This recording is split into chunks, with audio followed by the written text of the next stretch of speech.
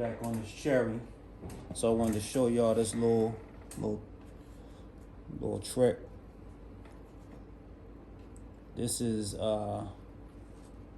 like a retaining bolt for retaining nut rather for the bearing that goes in the steering stem here.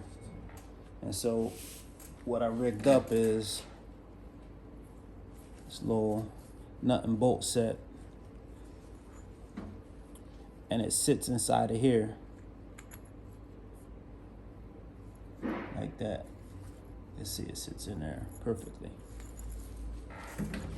And you know this goes in here and it screws in. So in order to get it out, you got to use something like this, like a jig, in order to get it out. Otherwise, you're going to end up buying a tool from Yamaha or somewhere like that when you can just make it yourself. Secondly, there is a bearing that goes in here, and a lot of times it's seized up. So what I did was, you can use like a washer.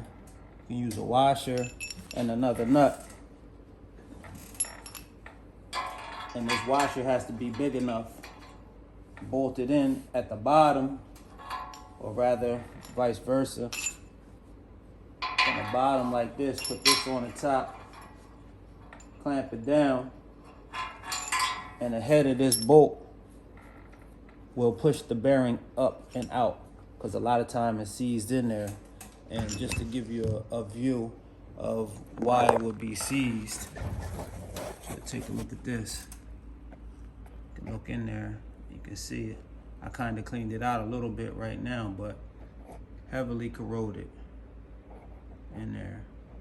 And so the bearing was seized. That retainer